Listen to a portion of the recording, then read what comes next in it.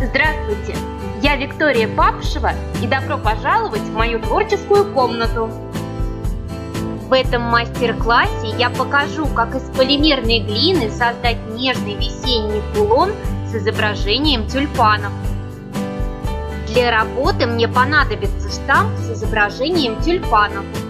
Прежде всего, с помощью него необходимо создать обратный штамп. Для этого раскатываю пласт полимерной глины. Цвет в данном случае значения не имеет. Для этой цели можно использовать бросовую пластику, как это делаю я. Смачиваю штамп водой, кладу его на глину и прижимаю штамп к пластике. На глине появился отпечаток рисунка тюльпанов. Лишнюю пластику отрезаю и отправляю штамп запекаться, не снимая его со стекла. В результате у меня получился обратный штамп. Там, где на первом штампе были углубления, на новом штампе появились выпуклые элементы. И наоборот, там, где на штампе были выпуклые линии, здесь появились углубления. Раскатываю пласт полимерной глины белого цвета. Смачиваю штамп из пластики водой, кладу его на глину и прижимаю. В результате на глине появился отпечаток, выпуклые контуры рисунка тюльпанов и углубления внутри них. Для того, чтобы рисунок ровно расположить на кулоне, из бумаги я вырезала шаблон с прямоугольным отверстием в центре. При этом размеры прямоугольника соответствуют размерам рисунка. Располагаю шаблон на пластике таким образом, чтобы рисунок тюльпана оказался в прямоугольном отверстии. Аккуратно прижимаю шаблон к пластике. Ножом с острым лезвием вырезаю круг по шаблону. Для того, чтобы кулон получился выпуклым, мне понадобится выпуклая металлическая форма. Для этих целей я приспособила старый половник без ручки. Также может подойти лампочка или медицинская банка. Самое главное, чтобы эти предметы были изготовлены из материала, который не расплавится при термической обработке. Это может быть стекло, металл или дерево. Круглую деталь с оттиском накладываю на металлическую форму и аккуратно прижимаю, стараясь не помять рисунок. И в таком виде отправляю деталь кулона запекаться. А я тем временем займусь изготовлением обратной стороны кулона. Раскатываю пласт полимерной глины белого цвета. Для декорирования обратной стороны кулона мне понадобится текстурный лист. Кладу его на пласт глины и прикатываю скалочкой. В результате на глине появился красивый отпечаток. Кладу пласт глины с оттиском на рабочую поверхность рисунком вниз. Тем временем глина запеклась и остыла. Снимаю деталь кулона с рисунком тюльпана с металлической формы. Загибаю конец штифта в произвольном направлении.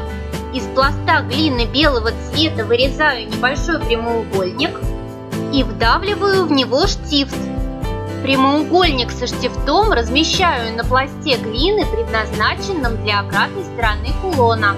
На край запеченной круглой детали кулона наношу фимогель и размещаю деталь с тюльпаном на пласте глины таким образом, чтобы штифт оказался в верхней части кулона. Ножом с острым лезвием обрезаю пластику по контуру круглой детали и отправляю кулон на повторное запекание. Глина запеклась и остыла. Посмотрите, что у меня получилось. В углубление рисунка наношу фимогель и начинаю заполнять углубление глиной. Набиваю в углубление столько глины, чтобы по высоте она была на одном уровне с выпуклыми контурами рисунка. Лишнюю пластику срезаю лезвием. Разглаживаю глину силиконовой кисточкой. Поверхность должна получиться ровной. Глиной ярко-розового цвета заполняю лепестки. Глиной зеленого цвета стебли. Вот что у меня в результате получилось. Теперь мне понадобится экструдер и насадка с маленьким прямоугольным отверстием. Из глины ярко-розового цвета выдавливаю длинную полоску. На боковую поверхность кулона наношу фимогель. Обрамляю кулон полоской глины и отправляю его на заключительное запекание. А пока кулон запекается, приступаю к изготовлению бейла. Раскатываю небольшой пласт полимерной глины зеленого цвета. Беру текстурный лист с орнаментами, выбираю подходящий, кладу текстурный лист на пласт полимерной глины и прижимаю его к пластике. На глине появился орнамент в форме квадрата. Вырезаю квадрат лезвием. Беру штифт и загибаю его в произвольном направлении. Вдавливаю штифт в небольшой кусочек пластики. Лезвием вырезаю маленький треугольник. И приклеиваю треугольник со штифтом к обратной стороне квадрата с орнаментом. Полученную деталь оборачиваю вокруг деревянной палочки. Острые углы отрезаю.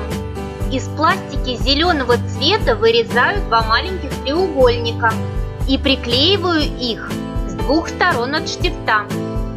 Стыки заглаживаю силиконовой кисточкой и отправляю бейл запекаться, не снимая его с палочки.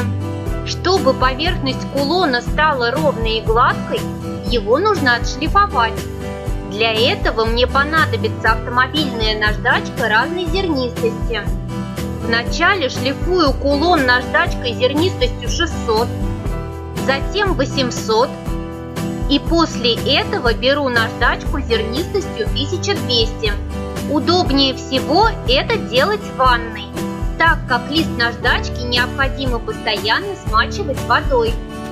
После шлифовки полирую кулон кусочком джинсовой ткани, а после полировки покрываю кулон глянцевым лаком. Тем временем бейл запекся и остыл. Приступаю к его тонировке.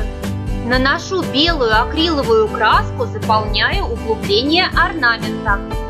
Жду, когда краска высохнет, и стираю ее излишки влажной салфеткой, оставляя краску только в углублениях орнамента.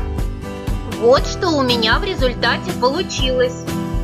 Покрываю бейл глянцевым лаком.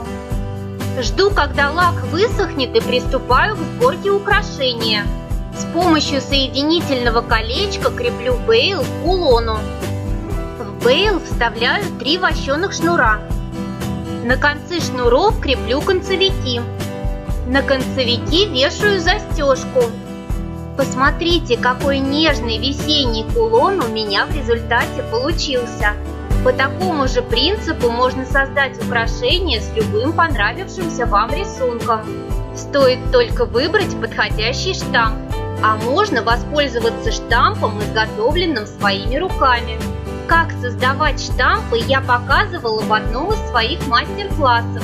Ссылку на него я оставлю в описании под видео. Не забывайте ставить лайки и подписываться на мой канал, ведь впереди вас ждет много всего интересного. До новых встреч!